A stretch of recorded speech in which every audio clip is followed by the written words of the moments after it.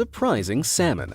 Salmon is one of the most popular seafoods in the world, but if you've ever prepared the fish yourself, then you'll have probably run into the issue of that white, funky stuff that seems to appear when you cook it. Most people assume it's just fat, but the white gunk you see oozing from your dinner is actually a simple protein called albumin. Whether boiled, baked, fried, or barbecued, the substance will still appear. Albumin lives in fish in liquid form and appears when the muscle fibers are heated and they contract, pushing out the white-colored protein. Although it's totally safe to eat, some people find it unsightly. To try and remove albumin, you can either blot the cooked fish with a paper towel or brine it before cooking. To brine your fish, just give it a quick soak in a blend of sea salt and water, which should help to relax and dissolve the muscle fibers and minimize the appearance of albumin.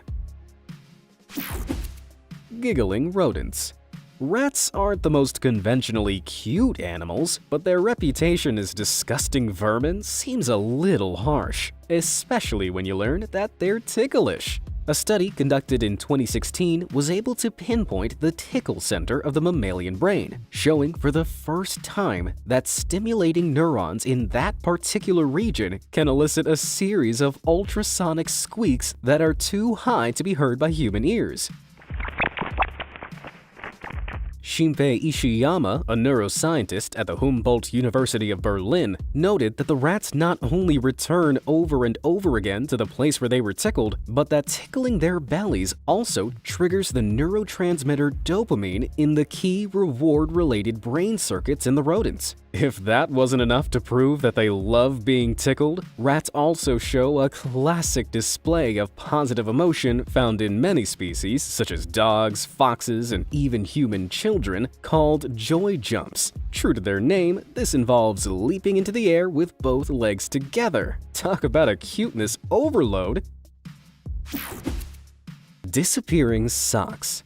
During a clothes wash, socks seem to creep into the yawning abysses of the laundry drum, never to be seen again. But where do they really go? There are actually a couple of explanations for their mysterious disappearance. If you have a top-loader machine, a sock could sneak into the crevice between the inner and outer drums, then get snagged in the water drain or pump as a result of overloading the appliance. It's also possible for a sock to get stuck underneath the spinning agitator. For front-loading washers, though, a rogue sock might get lodged just underneath the rubber water seal known as the gasket. And if you pull this part back, you could find a goldmine of lost socks. Even if socks do make it to the dry cycle, they can be easily victimized by static electricity and get stuck to the inside of pant legs or other materials during the folding process. In short, no, there isn't a sock-eating monster in your washing machine.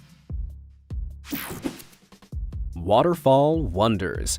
Niagara Falls is pretty big, but it's far from the biggest waterfall known to man. Some claim Angel Falls in Venezuela is the world's tallest, with a staggering height of 3,212 feet and a plunge of 2,648 feet. But that doesn't even come close to the truth. The Denmark Strait is more than 3 times the height of Angel Falls, and it can be found in the ocean.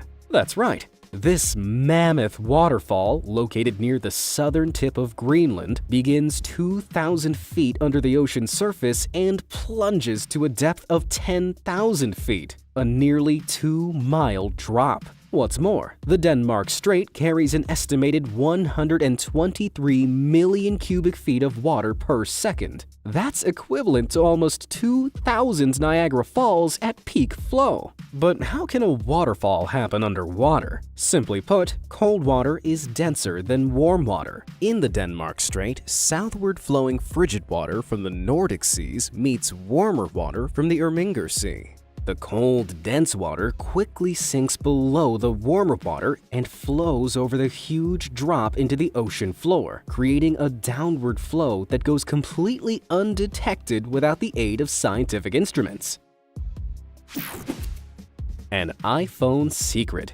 Apple's newest set of iPhones come with a whole array of new features, not to mention a hefty price tag. But there's one thing that sets the iPhone 12 Pro and Pro Max models apart from their predecessors. In addition to the 3 super-powered cameras, look a little closer at the back of the phone and you'll notice an inconspicuous black dot in the bottom right corner. It's completely flat to the touch and pretty easy to miss on first glance. But what is it? It's officially known as a LiDAR scanner, which stands for Light Detection and Ranging. This is a radar-related method for optical distance and speed measurement, which uses tiny laser beams that can't be perceived by the human eye. A LiDAR scanner determines the distance between itself and an object by monitoring how long it takes a laser to bounce back. By sending hundreds of thousands of light pulses every second, LiDAR scanners can accurately work out distance and object sizes over small distances. The data can then be used to construct 3D models of any environment. So whether you're an architect drawing up building plans, an archaeologist creating real-time 3D maps, or a gamer who loves augmented reality,